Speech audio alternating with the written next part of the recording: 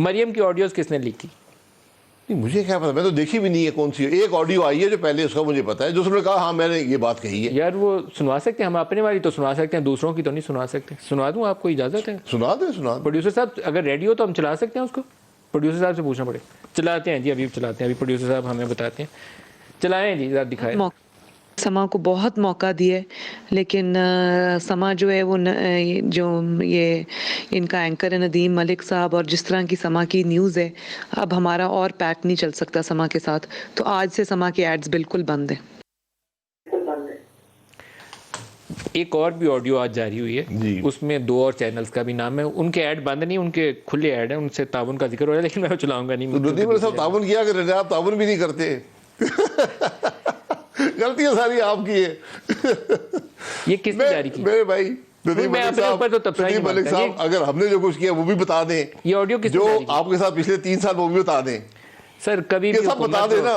کسی بھی حکومت کو میں تو بالکل ان چیزوں کے خلاف ہوں، یہ نہیں ہونی چاہیے.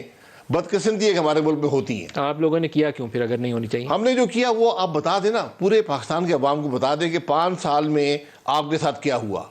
اور میں آپ سے یہ گزارش کروں گا کہ صرف یہ بتا دیں کہ اس دور میں 1 ہفتے میں آپ کے ساتھ کیا ہوتا ہے. جو کوئی بھی حکومت ہے نا جی، میں اپنے 5 سال کا، ہم سے غلطی ہوئی ہوگی میں مانتا ہوں، لیکن آپ معذرت کر رہے ہیں اس کی؟ جی میں معذرت بھی کرتا ہوں. چلو بس لیکن میں آپ سے یہ بھی چاہوں گا کہ اس دور میں، آج کے دور میں جو 1 ہفتے میں آپ کے ساتھ ہوتا ہے نا، روزانہ کی بنیاد کے روزانہ کی بنیاد، اس کا ذکر بھی ضرور کر دیں. اس کا سب سے بڑا اور آسان ذکر یہ ہے کہ جتنی بےہودگی سوشل میڈیا کے اوپر انٹرویوز کے بعد ہوتی ہے، وہ شاید پاکستان کی ہسٹری میں، مجھے ایک جماعت اور یاد ہے، ایم کیو ایم، جس زمانے میں اسٹیبلشمنٹ سے ان کی بڑی گٹھ جوڑ تھی نا، اس زمانے میں وہ یہ حرکتیں کیا کرتے تھے. اس کے علاوہ پیپلز پارٹی والے مائلڈ رہتے تھے. آپ کے دور میں کسی حد تک اگریشن آ جاتا ہے. اب پی ٹی آئی نے ایک نیکسٹ سٹیپ چلا گیا، وہ یہ تھا نا، اس نے جرنلسٹوں کی زندگیاں بڑی نہیں. اب آپ کا مسئلہ یہ ہو گیا نا کہ آپ کے مالک جو تعلق پی ٹی آئی سے ہے، انہوں نے استعفا نہیں، وہ پرابلم ہو جاتا ہے نا. اب انہوں نے استعفا دے دیا کہ میں وزیر نہیں رہ سکتا چونکہ میں نے ٹی وی چینل خرید لیا ہے. علیم خان سے جس دن انہوں نے چینل لیا ہے، سب سے پہلی بات یہ کی ہے کہ میں ایک انڈیپینڈنٹ جرنلسٹ کے طور پر تو اس چینل کا حصہ رہ سکتا ہوں، کسی جماعت کا نہیں. تو انہوں نے کہا مجھے channel as neutral news organization کے طور پر چلانا ہے. جس دن کسی جماعت کا حصہ ہوگا میں اس دن ریزائن کر کے علیحدہ ہو جاؤں گا. میں دیکھیں نا، بس بات ختم. جس دن میرا کانٹینٹ انفلوئنس ہوگا میں ریزائن کر دوں گا. یہی مسائل ہے نا. میں آپ کی بات نہیں کر رہا، میں ایک پرنسپل کی بات کر رہا ہوں کہ کیا ایک ٹی وی چینل ایک پولیٹیکل پارٹی کا آدمی خرید کے آپریٹ کر سکتا ہے؟ یہ پیمرا کے لیے ایک بڑا وسیع سوال ہے.